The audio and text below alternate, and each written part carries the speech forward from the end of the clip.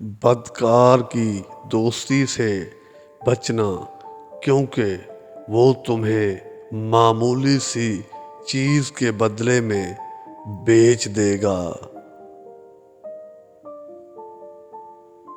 زیادہ سوچنا انسان کو ختم کر دیتا ہے۔ بس دعا کرو اور اللہ پر چھوڑ دو۔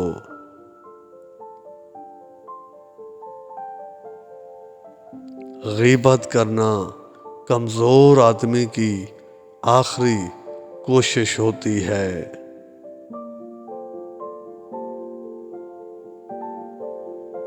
جب تمہاری مشکلات حد سے بڑھنے لگے تو سمجھ لو کہ اللہ تمہیں کوئی بلند مقام دینے والا ہے۔ ایسا بہت کم ہوتا ہے کہ جلد بازی کرنے والا انسان نقصان نہ اٹھائے، اور ایسا ہو ہی نہیں سکتا کہ صبر کرنے والا ناکام ہو جائے۔ لوگوں کے اخلاق کے مطابق ان سے میل جول رکھو اور اعمال میں ان سے علیحدہ رہو۔ دنیا تمہیں اس وقت تک نہیں ہرا سکتی جب تک تم خود سے نہ ہار جاؤ۔ گھر میں غصہ ہونا گویا اسے ویران کرنا ہے۔ کسی کے ایمان کا اندازہ اس کے وعدوں سے لگاؤ۔ اسے اپنا راز کبھی مت بتاؤ جس کا کوئی راز تمہارے پاس نہ ہو۔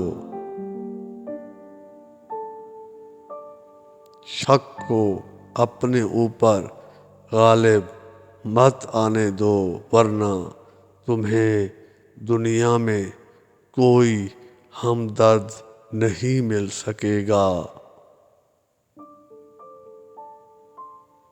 برائی کو خود میں اور اچھائی کو دوسروں میں تلاش کرو۔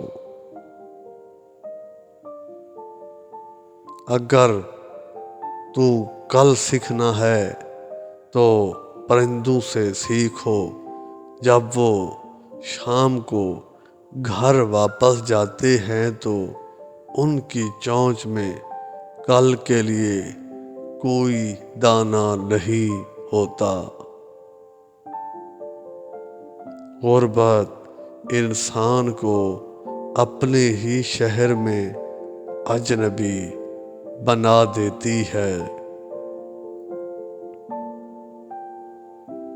کسی انسان کو دکھ دینا اتنا ہی آسان ہے جتنا سمندر میں پتھر پھینکنا، مگر کوئی نہیں جانتا کہ وہ پتھر کتنی گہرائی میں گیا ہے۔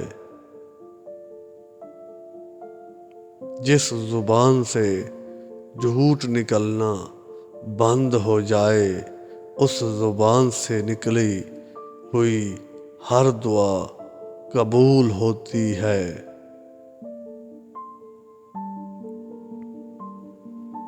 ہمیشہ اپنی چھوٹی چھوٹی غلطیوں سے بچنے کی کوشش کرو، کیونکہ انسان پہاڑوں سے نہیں پتھروں سے ٹھوکر کھاتا ہے۔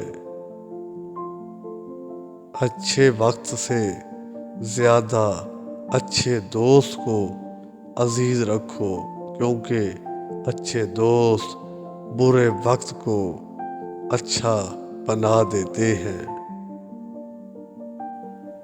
رزق کے پیچھے اپنا ایمان خراب مت کرو، کیونکہ رزق انسان کو ایسے تلاش کرتا ہے جیسے مرنے والے کو موت۔